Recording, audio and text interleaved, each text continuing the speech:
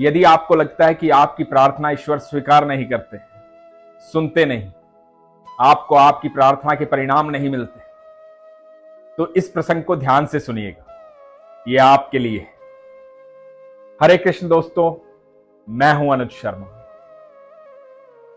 एक बार एक गांव था, उसमें एक किसान रहता था अपने परिवार के साथ।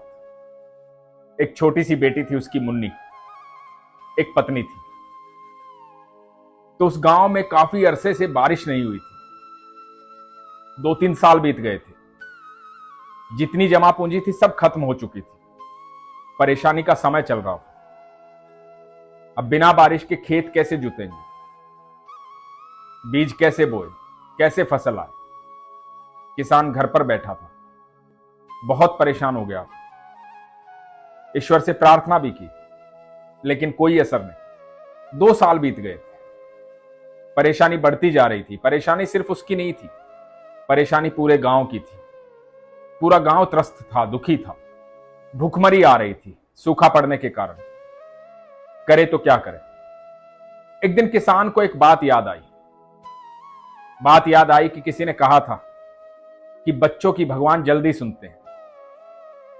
तो उसने सोचा कि ठीक है, आज मुन्नी को बोलता हूं, साथ बैठे पूजा करे, भगवान से प्रार्थना करे, हो सकता है मुन्नी की सुन ले। तो अपनी पत्नी और मुन्नी को बुलाया, अपने घर के मंदिर में बैठे भगवान से प्रार्थना करने लगे।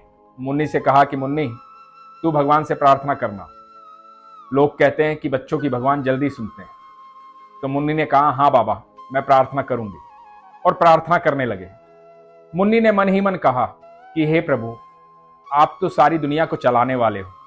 मेरे बाबा बताते हैं कि सारी दुनिया आपने बनाई है, आप कुछ भी कर सकते हो। आप किसी को खाली हाथ अपने दरवाजे से वापस नहीं भेजते। आपके पास सब कुछ है, सब कुछ दे सकते हो। तो हे प्रभु, मेरे बाबा बड़े परेशान हैं, पूरा गांव बड़ा परेशान है। मेरे गांव में बारिश कर दो ताकि हमारी फसल हो, भूखमरी दूर हो, ये सूखा खत्म हो।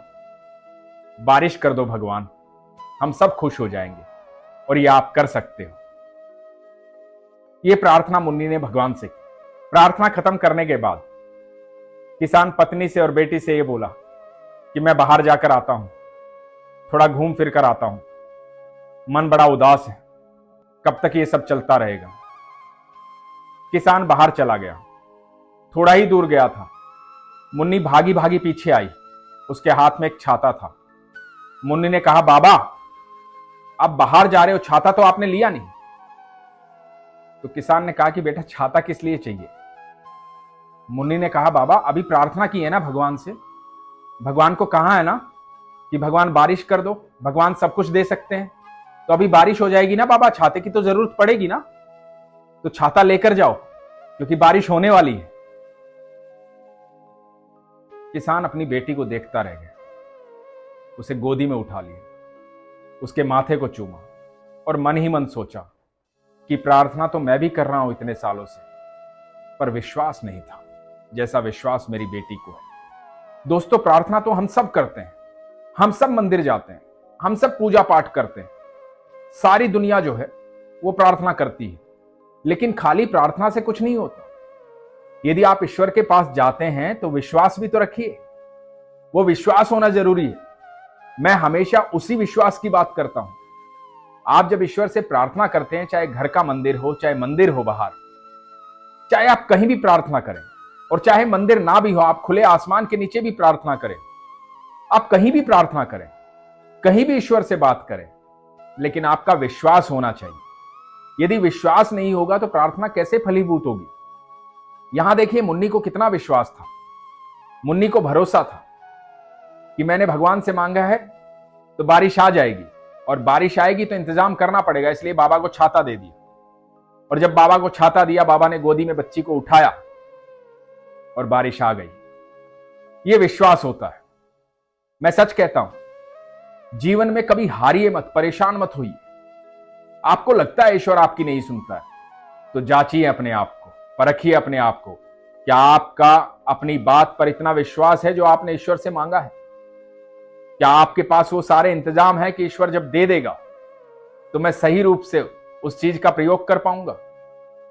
क्या आप सोचते हैं ऐसा? यदि आप सच में जो प्रार्थना करते हैं और उस पर विश्वास रखते हैं तो दोस्तों इंतजाम कीजिए, क्योंकि आपकी प्रार्थना पूरी होने वाली है। ईश्वर आपको देने वाले हैं। बस विश्वास को कायम रखिएगा, विश्वास को कभी कमजोर मत होने दीजिएगा। और जो लोग ये कहते हैं ना कि ईश्वर मेरी सुनता नहीं है, मैं सच कह रहा हूं, यही सबसे बड़ी शंका है। जो विश्वास करते हैं उन्हें शंका नहीं होती है, वो इंतजाम करते हैं। जो ईश्वर से मांगा है उन्हें पता होता है कि उन्हें मिलने वाला है, वो तैयारी करते हैं उस चीज की। तो तैयार हो जाइए, विश्वास को मजबूत रखिए, अपना ख्याल रखिए। हरे कृष्ण।